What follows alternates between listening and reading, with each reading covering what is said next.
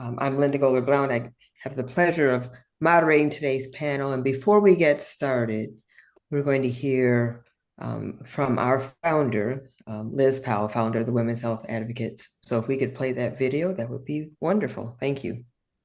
Welcome to My Vote, Our Health. This five-part webinar series explores how policy can accelerate or block progress in closing gaps in women's health, and what we can do to shape the process that includes advocacy and voting. While Women's Health Advocates was brewing for many years, with my creating coalitions and advocacy efforts in women's health, I officially launched it in February last year. We are the only lobbying organization educating and advocating to advance the health of women head to toe over the lifespan. And within 1 year, we grew to having advocates in all 50 states, organized 16 events across the country, had 3,000 letters sent to Congress through our grassroots mobilization for our letter writing campaigns. We organized the first ever Women's Health Capitol Hill Day, as well as 3 more Hill Days focused on reimbursement parity, breast cancer, and endometriosis. We also planned the online congressional briefing on menopause with 500 participants and several more online events examining how AI and censorship are shaping women's health, taking a deeper dive on how sex-based valuations and reimbursement are harming patients, and highlighting why early detection screening coverage is vital for women with dense breasts. And best of all these events, letters, and Hill Days have actually made an impact. We helped secure a $30 million increase for the Office of Research on Women's Health, $1.5 million for ARPA-H, a new $5 million menopause research program, the definition of women's health, which is those conditions that solely, disproportionately, and or differently impact the health of women head to toe over the lifespan, included in the final enacted legislation, and many other references to health conditions impacting women. The women's health movement is spreading across the country and the globe. Our voices are being heard, and we are shaping the legislative process. It is so important we do not stop, but instead we double down and engage with public officials and candidates for office.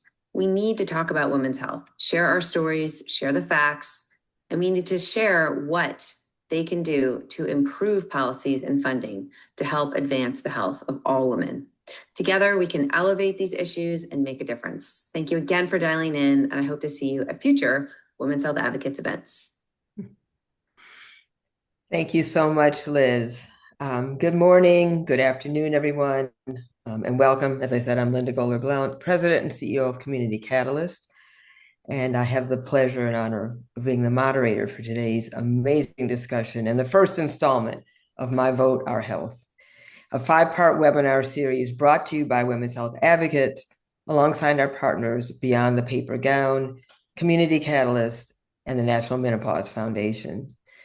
Women's Health Advocates is a nonpartisan organization uniting advocates, researchers, clinicians, policymakers, and investors around a single urgent truth, and that is women's health has been understudied, underfunded, and underprioritized for too long, and that government policy is one of the most powerful levers we have to change that. We translate lived experience and scientific evidence into education, advocacy, and action on Capitol Hill. We've organized the first ever Women's Health Capitol Hill Day. We brought advocates from 15 states to meet directly with members of Congress. And we are building the constituency of voters, providers, payers, and researchers who will hold our government accountable. Policy decisions, who gets reimbursed and at what rate, what research gets funded, how care is delivered, particularly in rural communities, and who has access to telehealth. These decisions ripple through every aspect of the healthcare ecosystem. They determine whether a Black woman in rural Mississippi can see a mental health provider, whether a cancer survivor gets the follow-up care she needs, or whether a gynecologist can afford to keep her practice open. My Vote, Our Health exists because this is an election year, and because people on this panel, these experts, and on this call have the power to shape what comes next. We are here to make that power visible and put it to work. So today, we're focused on bridging the care divide, exploring how mental health, telehealth, rural access, and CMS reimbursement policy intersect to either expand or limit what healthcare women can access. Our panelists bring clinical, payer, community, and patient advocacy perspectives. And they'll help us understand the gaps and, more importantly, what it'll take to close them. I want to briefly introduce each of our panelists, and then we'll get started. Dr. Jocelyn Fitzgerald is an obstetrician and gynecologist on the front lines of reproductive and women's health care, who sees every day how policy shapes what she can and cannot offer her patients.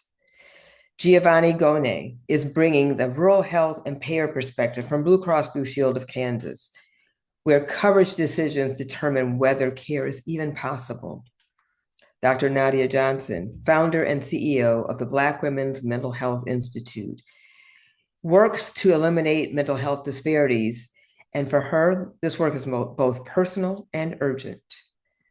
Vanessa Joy Walker, an advocacy and engagement strategist and lived experience expert who works where women's health, cancer survivorship, and mental health collide, translating personal lived experience into systems level change.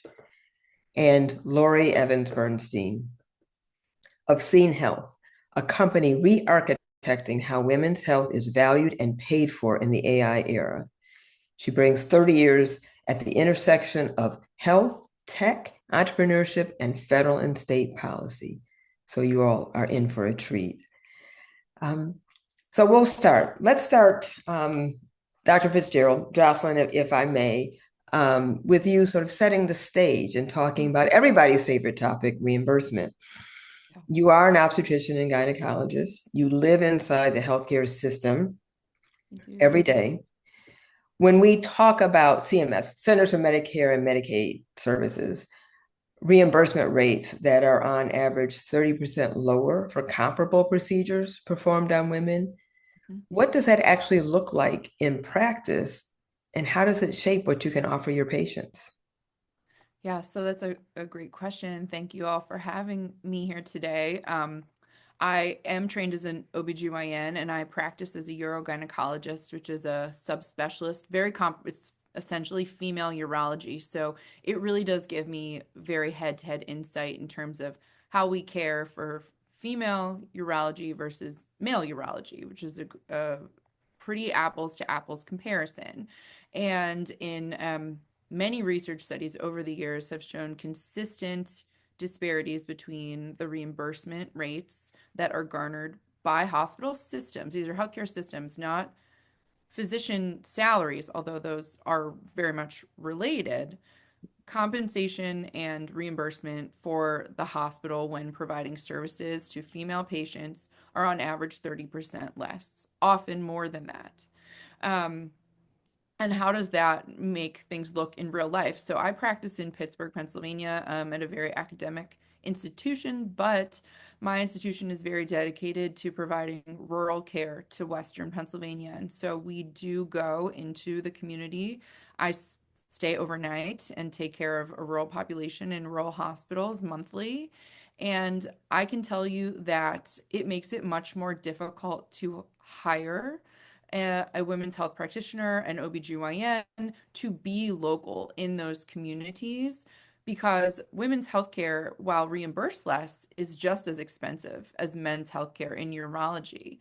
So there's a lot of incentive to hire, for example, a urologist in a rural community because that urologist makes a lot of money for the hospital. I'm not saying that there are tons of urologists and urology is available in rural places, but there is motivation from the healthcare system to hire that urologist. The same thing does not happen in OBGYN because often it is very expensive to provide women's healthcare, but you lose money in the process of doing so. Obstetrics is one of the most severe examples of this, and a big reason there are obstetric deserts across the United States that are getting worse every day. So, if you can, if it's possible to even answer this briefly, how did this happen? How did we get to a point where for the pretty much the same procedure, physicians, providers, healthcare providers are reimbursed less for performing those procedures on women than men? Yeah, so the short answer, and I can provide more resources to anyone interested. We have a beautifully animated YouTube video explaining this very question. But it all started in 1992 with the Social Security Act, and when CMS was putting forth their payment system, which uses a unit called the relative value unit when you're comparing procedures between specialties. And it was based off of a report published by the Harvard School of Public Health. OBGYN was essentially completely overlooked in that report. They used set points of surgical complexity for gynecology, for example, at the lowest level of what we do. For the D&C was kind of the standard, and we do so much complex cancer surgery, endometriosis surgery, prolapse surgery, fibroids, etc. And those conditions and those procedures were not valued at the table. What has made it pretty much impossible to change over the last 30 plus years is that the Social Security Act came with a budget neutrality clause, which basically means that you are unable to shift reimbursement or increase reimbursement, increase RVUs towards any one particular area or procedure without taking them away from another one. And Mm. so when you're set up to fail from the beginning, proceduralists like orthopedic surgeons, urologists, plastic surgeons have kind of gotten this jump, and they have captured a large amount of the RVU system. And I'll add one more point, which is that even though CMS creates the relative value specifications for patients with Medicare and Medicaid, 90 plus percent of the recommendations made by CMS are adopted by private and commercial insurers. So this inequity perpetuates regardless of what kind of insurance you have. Last, I guess, point is that women are more likely to be Medicare and Medicaid recipients, and so their reimbursement is less Yeah. than commercial insurance. There's so much I could say about relative value, but I won't say that. It's right there in the name. But it's right there. Giovanni, Kansas is largely a rural state.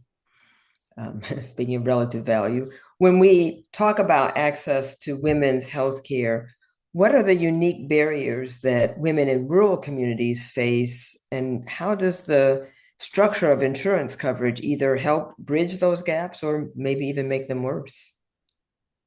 Yes, well, good afternoon from Kansas. As I was getting kind of ready for this presentation, I was thinking a little bit back in 2012 when I was part of an initial team that implemented CAN, which is now our Medicaid program here in our state of Kansas.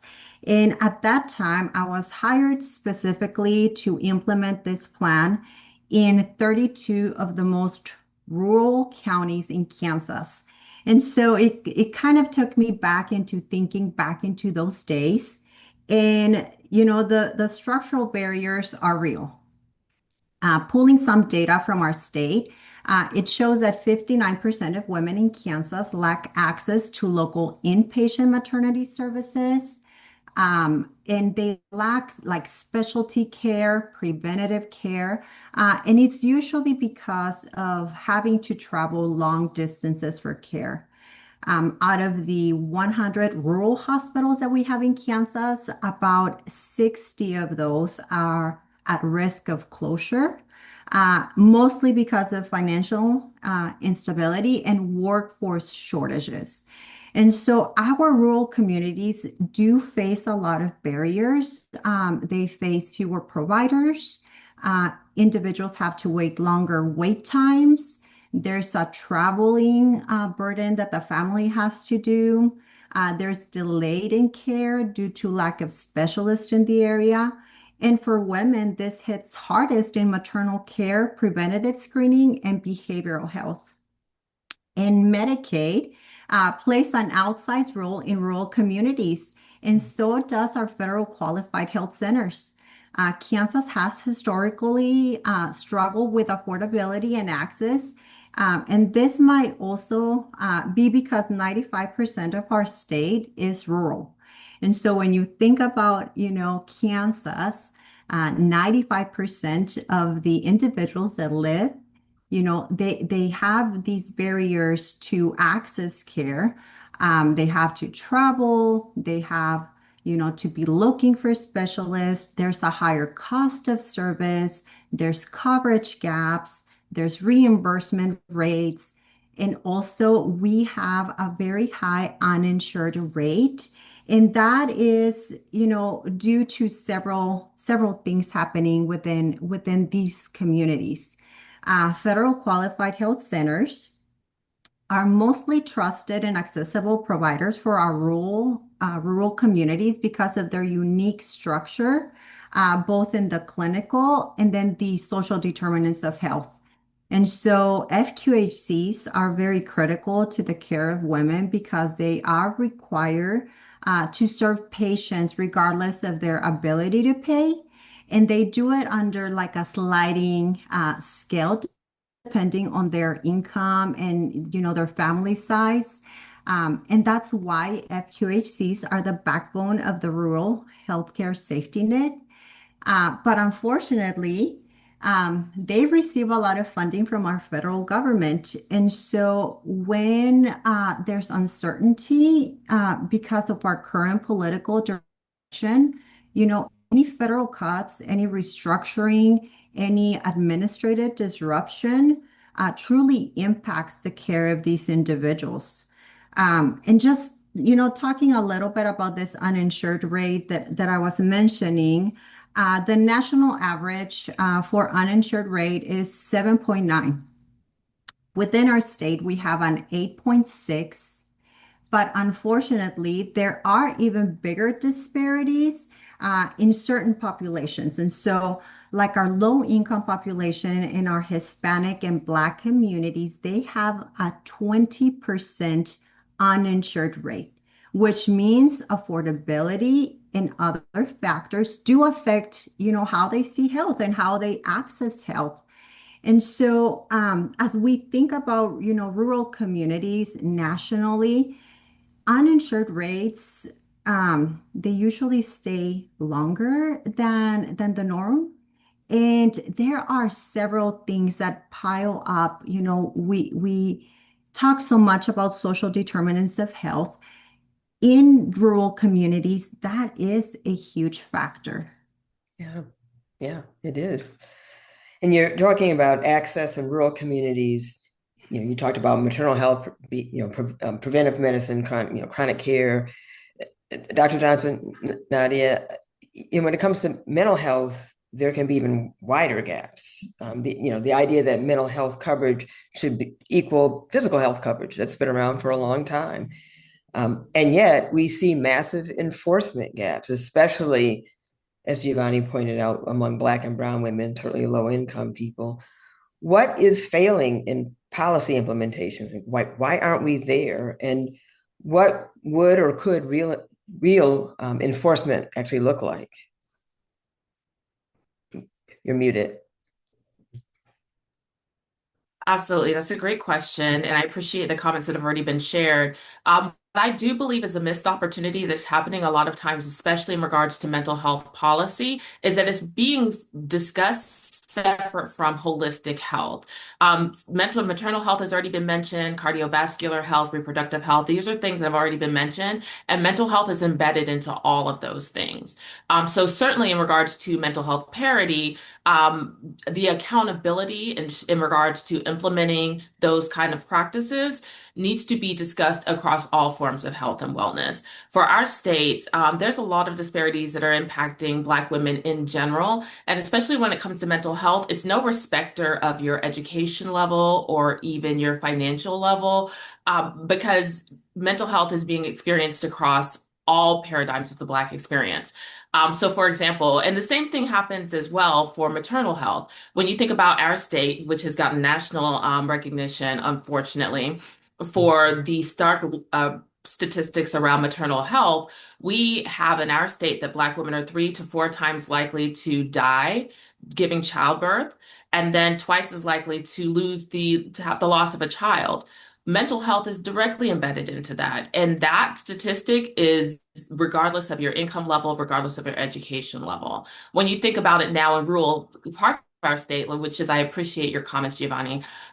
When it comes to places like for us, we serve our entire state, but when it comes to places like the Black Belt, Certainly, we do a lot of work in Selma. Those are healthcare deserts in general. So when you're thinking about mental health, it's increasing access to all forms of health support. Clinics, FQHCs, again, have already been mentioned. They're a big part of making sure individuals have access and having the policies in place to reinforce that, but also to hold clinics and providers accountable.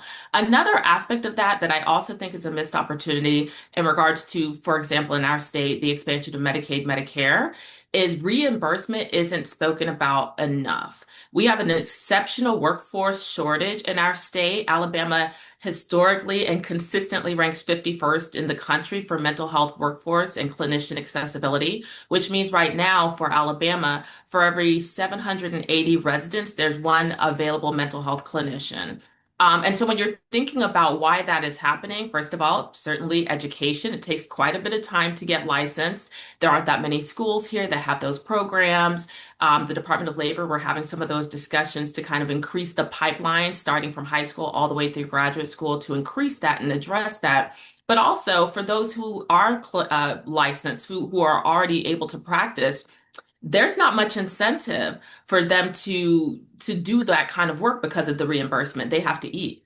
This is their livelihood. Many of them are in private practice. For those who are in other practices, whether it's a private practice or if it's with the FQHC, they need to get there. There's not much incentive for them to financially maintain themselves because of those reimbursements. I'll also say this about FQHCs, and I think it's another missed opportunity, especially in our state. A lot of them do not provide mental health services specifically. They're outsourcing those. Whereas things like having an LPC on staff, a psychiatric nurse practitioner on staff, increasing their network of practitioners so they can have a better and more streamlined referral process, all of these things can be implemented if there's more policy that supports them, because with policy comes funding.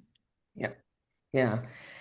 And Lori, we're going to hear sort of about mental health parity and survivorship in a moment from Vanessa. But as you kind of listen to what folks have said, reimbursement, rural health access, um, how does what comes back is like, how does women's health actually get paid for? You've spent a lot of time inside a system in government, CEO of a digital health company.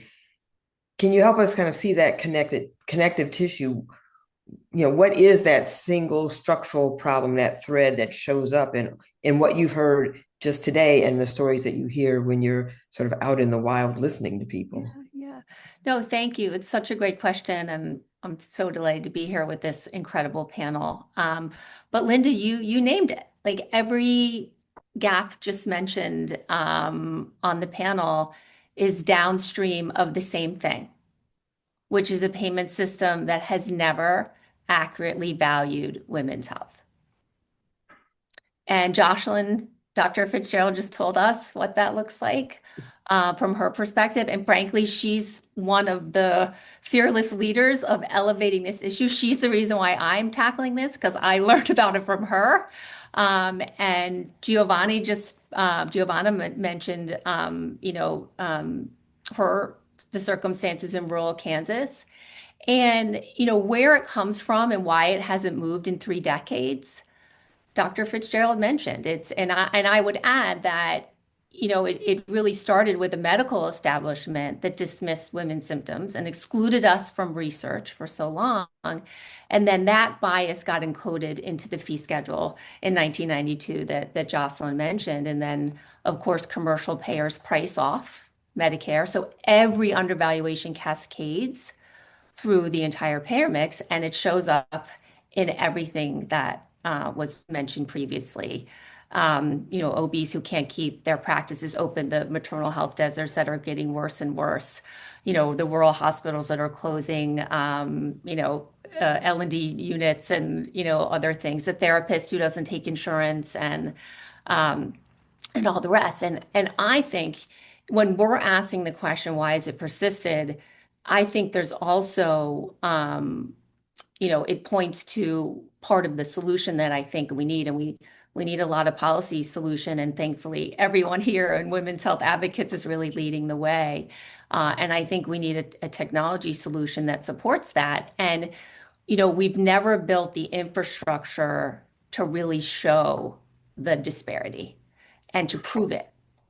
And Nadia mentioned the mental health parity, I would add that it was passed in 2008, and 17 years later, who we're still working on mental health parity, and I think it's largely unenforceable because no one has built the means to measure and track and demonstrate a violation. It's a mandate without measurement is an aspiration. Like I've always said, like if you can't measure it, it didn't happen. And Exactly. so we don't want to repeat the same mistake as we're making so much progress on this topic. Again, thanks to leaders like Jocelyn and women's health advocates and everyone here. And what I am working on to contribute to that is to build a public asset, like a measurement infrastructure that women's health payment has never had, so that the reforms that we're moving through, hopefully CMS and the Congress and other things have teeth. Yeah. Yeah. And we often talk about personal stories and how powerful stories can be in moving policy. Vanessa, you have a story or two. You've spoken about how for many women, sort of there's the mental health impact of disease and disease experience, but how it's different from the physical experience of illness, hormonal change, survivorship, but they're related. So where do you think the healthcare system most where does it most often fail? And I mean, we're trying to be aspirational, love some feelings of hope, but where do you think the system most often fails to connect these dots? Well, thank you for that question. And yes, I mean, I always lead with my lived expertise because that's really why I became an advocate. I didn't choose advocacy because I thought it would be a cool career. I actually started my career as an opera singer. I always like to tell that because it's a fun fact. But I couldn't continue with my music career and being a music teacher because I was diagnosed with cancer at the age of 30. And when I was diagnosed, it was prior to the ACA. And I had to think about how am I going to keep insurance? How am I going to get around the prior, uh, you know, authorizations? And it was incredibly overwhelming. And so when people ask me how long I've been in healthcare, I say, well, I've been in healthcare since I turned 30 because that's when I started advocacy. I didn't know that's what I was doing. Um, and I think one of the best ways to describe this is that, I didn't transition into menopause. I arrived there overnight when I was 36 years old because cancer gave me no choice. I was diagnosed with cancer a second time at 36, and that was part of my treatment plan. And the depression and the sleep disruption, the identity changes. Um, these are all connected, just like Dr. Nadia was saying, um, but they were not addressed as one element. You had one doctor prescribing you sleeping pills and another doctor prescribing you some other med to take the edge off, but no one is saying, hey, maybe we should think about psychiatric care or social work, or no one is thinking about that. Now, I'm not blaming the physicians, right? I mean, it's incredibly difficult to be a physician in this country, to be a provider in this country. It is very, very difficult. And so it is a systemic problem.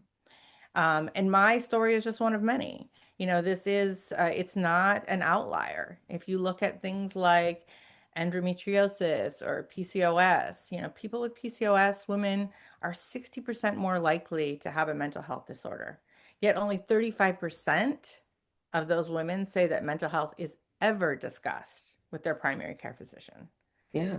Um, those are, 78% of women going under infertility treatment have anxiety. 56% have depressive symptoms. Yet these things are very rarely ever addressed. Um, and that's a problem. Yeah, I've talked to many physicians who have said, sometimes we don't want to ask certain questions because we don't have the tools and resources to address them. So ignorance is not bliss, but that's essentially what happened. But as you bring your lived experience and systems level experience into your advocacy, the things that you want to see. I mean, how have you, maybe how's your thought process about women's mental health change as you think about the model that might treat the whole person rather than the body part or the complaint? I mean, we kind of treat an individual problem, but this is a structural problem that you talk about. I mean, I think that there, Lori was talking about this on our prep call. We were talking about collaborative care, and we were talking about integrative care models, and Nadia just talked about this a few minutes ago. I mean, those are proven to be effective. I mean, these are things that we know. There's a lot that we don't know, right? I mean, there's a lot that we don't know. We just heard about the fact that we have a lack of research, a lack of money toward women's health research, but there are a lot of things that we do know, and we know that collaborative care works. We also know that measurement-based care works, right? But then the question is, what are we actually measuring? Yeah. So that's a question that I'm very passionate about, especially as it relates to mental health. One of the organizations I work with, the Depression and Bipolar Support Alliance, they've been working for a handful of years now on a project called Transforming the Definition of Wellness. And what they did is they brought together researchers, clinicians, people with lived expertise to figure out, what actually should we be measuring when we're thinking about someone's quality of life or if they are, quote, symptom free, you know? And Mhm. what they have found is that most people with lived experience care a lot more about different things in their life than they care about just being symptom free. So if we had measurement scales that people could put in place that would measure what the individual is really thinking about quality of life, that could be very helpful. Yeah. Um, I think stigma Yeah. is also something that needs to be addressed from a very early age. If you think about this starts as early as, period stigma. Yeah. You think about that. I mean, I'm sure everyone on this call can talk about that. Yeah. Um, and it just filters down or up as we get older. So, you're talking about these systems and structural issues.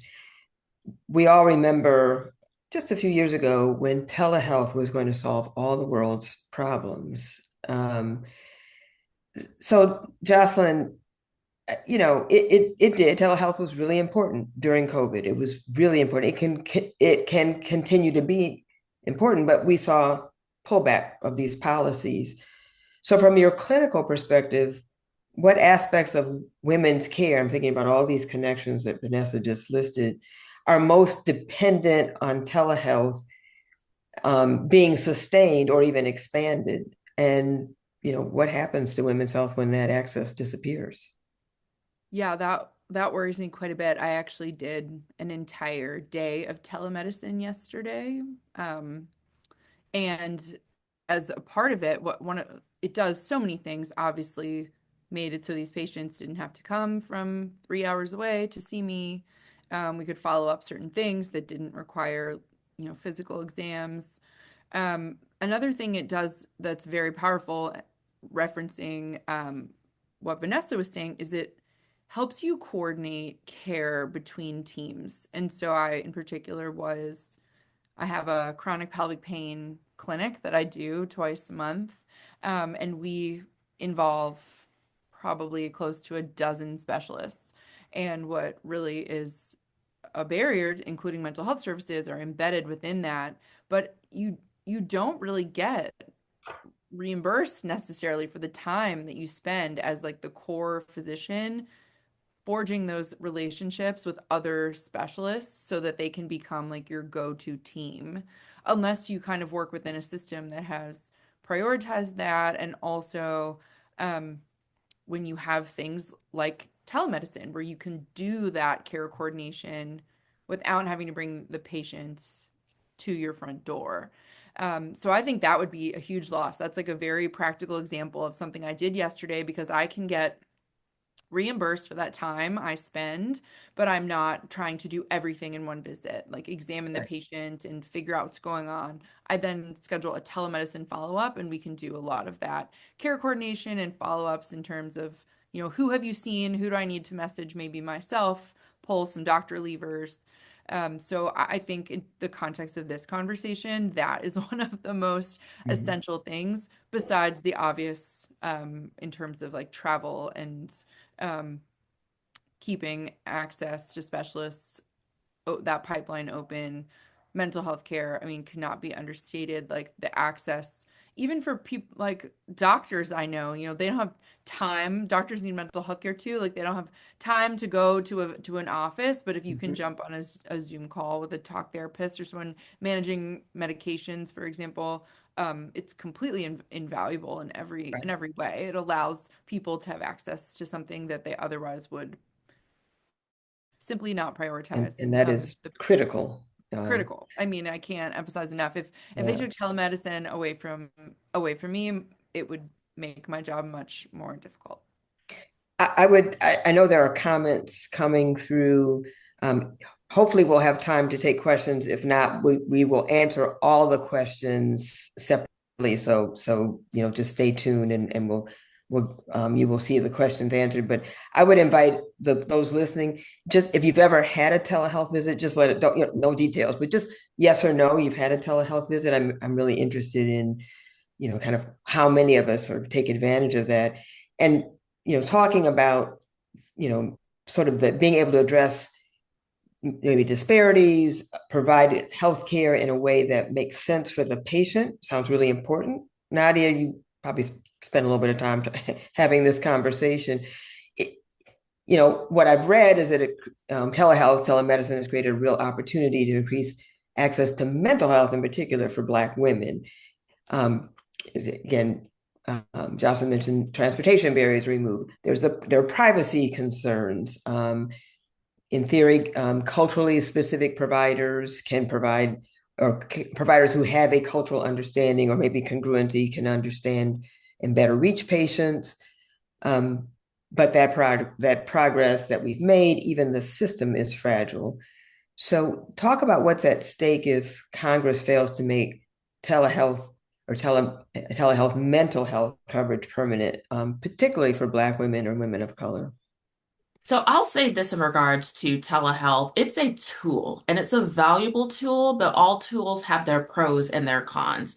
I'll use our organization as an example. We provide statewide counseling for Alabama. That's our pilot program that we're looking to scale throughout the Southeast. And we've had a great level of success.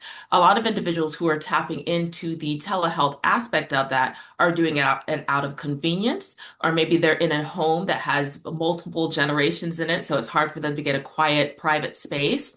But at the same time, we know that tools like telehealth, AI, other kind of things that are happening in the healthcare space that are increasing access were oftentimes built on race neutral frameworks that don't really create an avenue for exploring how bias shows up in those resources. So an example of that is with telehealth. That's great. We utilize it all the time. Telehealth is not going to guarantee, though, that you connect to a practitioner who has been trained in culturally responsive healthcare and so is able to provide the care that you need based on your own experiences.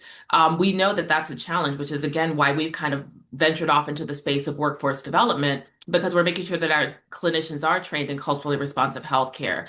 Also, oftentimes it's seen as a quick fix, like, oh, if they have telehealth, they can do their teletherapy, that's all they need. But what I appreciate about, I believe, what a lot of people have said today on the call, but specifically going back to a lot of what you said, Vanessa, is that collaborative care model is necessary to really make sure that we understand that not everybody has access to a smartphone.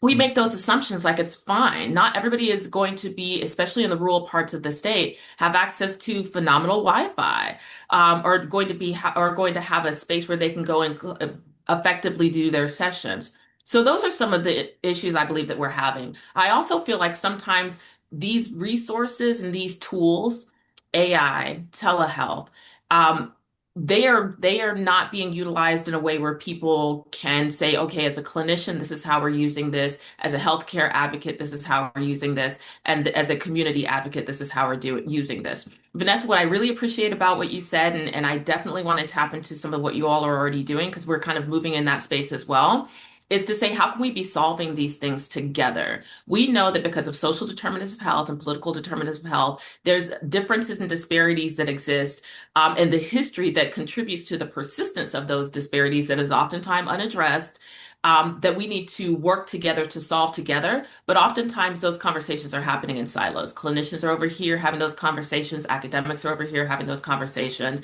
But when you think about a collaborative care model, I truly believe that clinicians, healthcare executives, individuals with lived experience, community health workers, federally qualified health clinics, advocates, everyone should be in the room. We are a nonprofit organization. I'm an academic, I'm a social scientist. I use feminist frameworks to explore how disparities exist in the experiences of Black women and girls. But when it comes to do our work, we are working with elected officials, which is how I got connected to women's health advocates.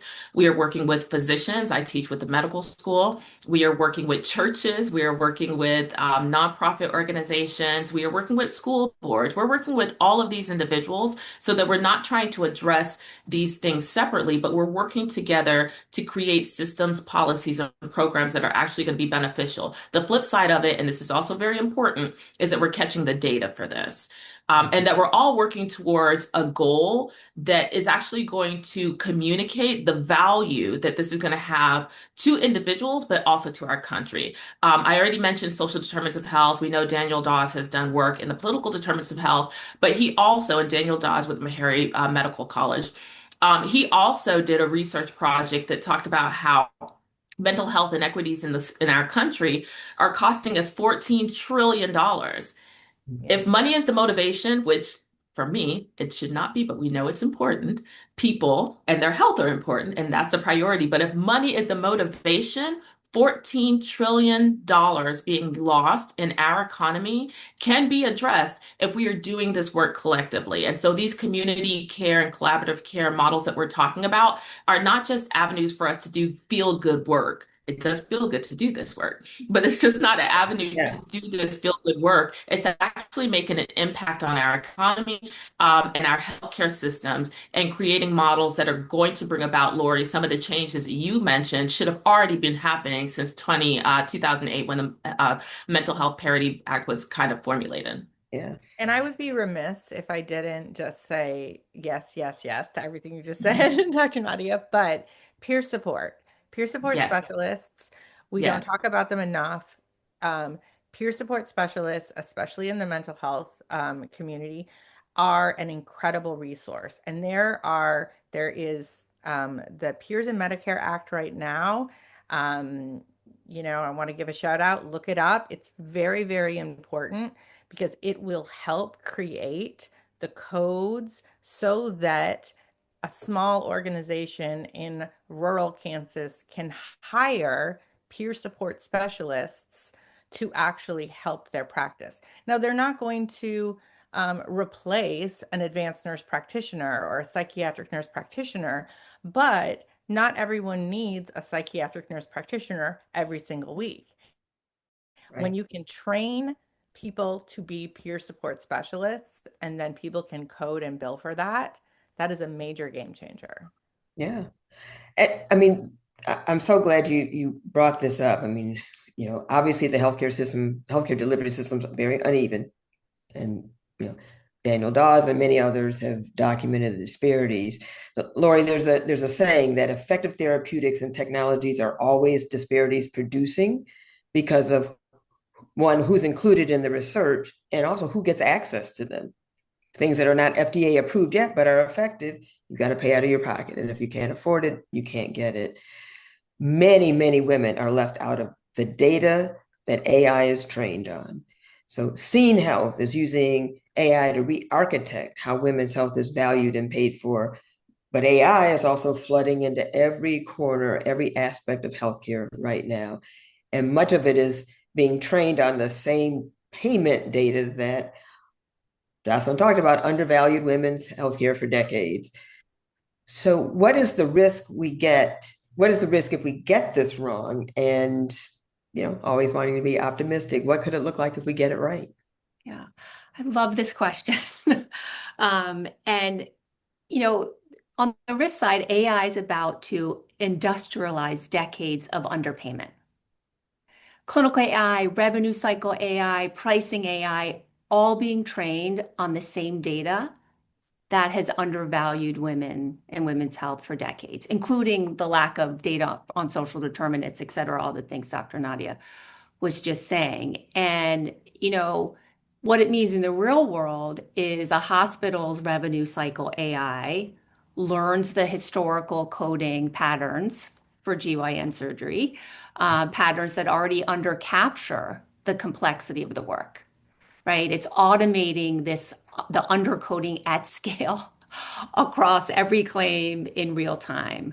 A commercial payer's pricing confirms that a GYN surgeon's contract rate should stay right where it always has been, way, way, way below the margin that she needs to practice, and that the health system needs to invest further in that area. And, none of this is malicious, but they are scaling bias at an enormous speed. And they're narrowing the pipe that delivers payment to women's healthcare faster than like any human workflow could, ever could. Yeah, And underpayment drives underdiagnosis and undertreatment. Undertreatment starves the clinical data. Missing data starves the research. It already takes 17 years on average for a medical breakthrough to reach patients. And women have been paying that lag twice over. Once in the research that's never been funded. Thankfully, it's starting to happen and long overdue. And then it's happening again in the clinical data that was never generated to make the case for funding it. And we can't let that happen anymore. We can't let that happen to another generation. And why it happens is because AI, and this is, I read an article last night by an incredible journalist named Jerry Stengel. So I'm going to give her a shout out. She had a great article on this in Forbes, and she said this: AI can't outperform the evidence it was built on. The algorithm doesn't know it's wrong. It was never given the information to know otherwise. And the loop doesn't announce itself. It just keeps running. right. So a century of research exclusion didn't just shape the 1992 fee schedule. It's the missing evidence inside every AI model built on the data that followed. And so on the positive, like getting it right side, AI is a tool that we can use to read what actually happens in the clinical experience, in the clinical encounter.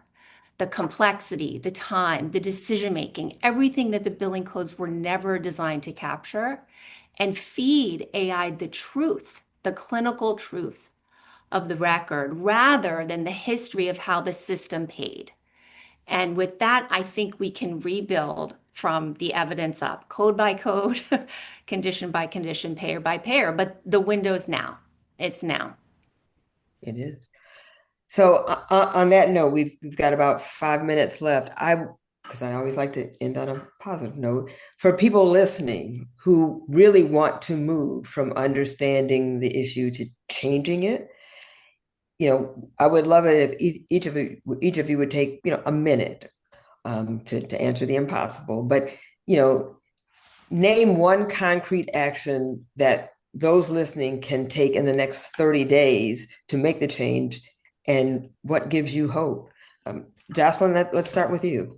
That's a hard question. But I will say that women's health advocates has been incredibly helpful in helping me and some of my other colleagues from across the country form what we call the Surgical Parity Project. And we have a website now called surgicalparityproject.org. And you can go there, and we have our YouTube video that explains this problem. We have quick links for you to write to Congress, and to do some other, to share your stories if this is something that's impacted you directly. We're going to turn all of that into data. So that would be something you could do in the next 30 days that I think would be helpful. And just, yeah, keep in mind, vote for people that support women's health and looking for these deep embedded layers of problems. Thank you. Giovanni? Yes, I would just like to remind everyone that all of these health issues are also policy issues. And so be involved. I think that's something that brings me hope is that I have seen people being more involved in policy than ever before. And so when we come together as, one voice, it gets louder. And that's what we need to create change. Yeah, very loud, especially in rural areas. A lot of distance to cover. Nadia? So what I always say through our organization, through the Black Women's Mental Health Institute, is voting matters to our mental health. We do community work, we're boots on the ground, but oftentimes, as impactful as our programs are, it's going to be the policies that really need to be put in place because we're addressing a byproduct of a larger issue, and we need to get to the core of what that issue is, and that's where the work of policy happens. So we don't take our votes lightly. We say it all the time. We have our t-shirts on. We're always with the women's health advocates with our t-shirts on the Hill. Voting matters to our mental health, and we need to be engaged with our elected officials to let them know what matters to us and why it's important. Yeah. Lori?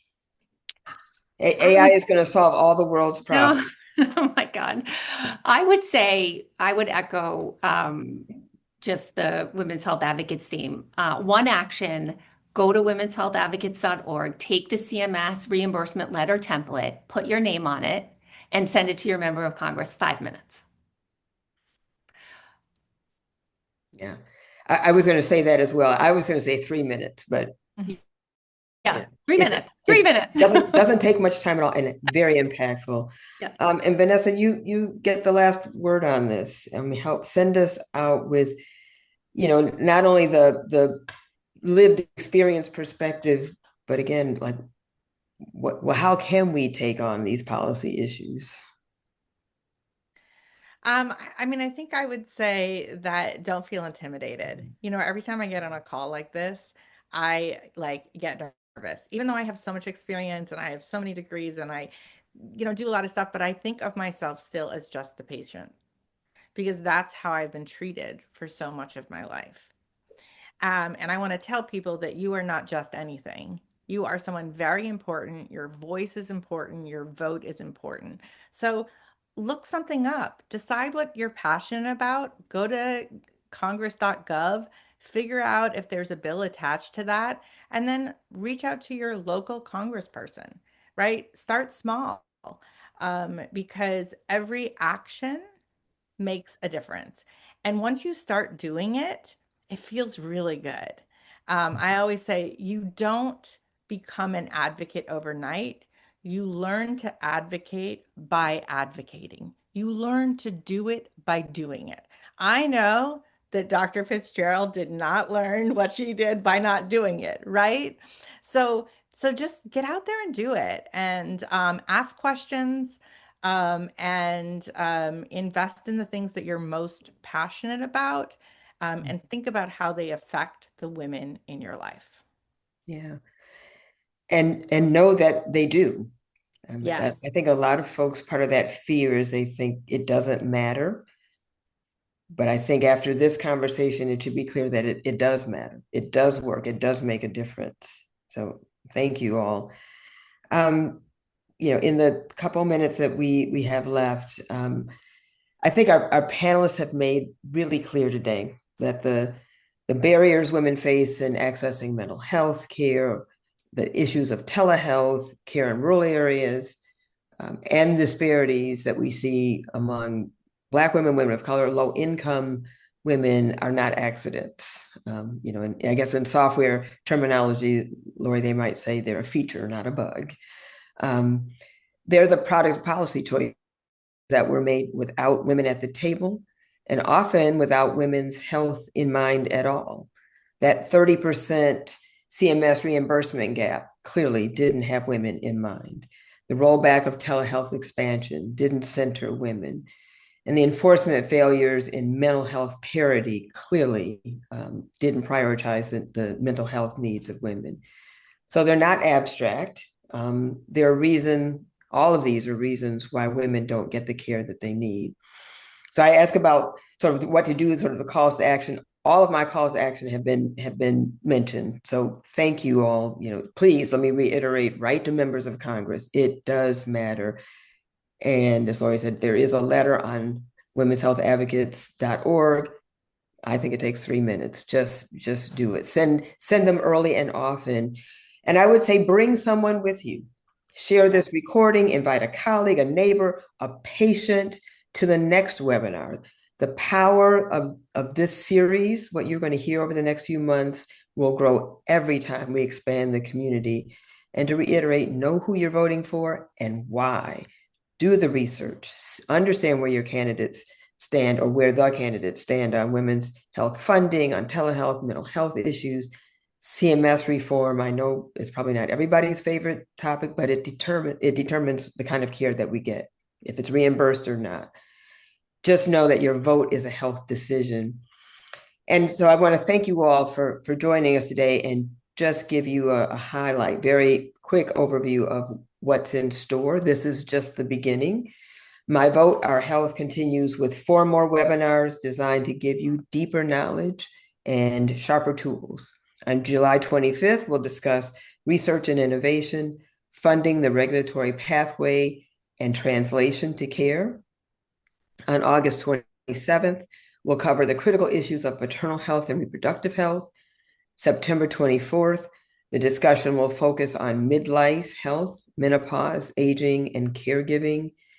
And finally, we'll wrap this up on October 22nd, and we'll focus on all things advocacy and voting. We're putting it all together. So we named this series My Vote, Our Health, because the health of women in this country is a policy issue, and policy begins at the ballot box. So let's keep learning, keep advocating, and keep showing up. Thank you all for attending. Thank you to my extraordinary panelists. All of you who joined today, tell your friends and neighbors and colleagues about this series, and we'll see you all on June 25th. Thank you.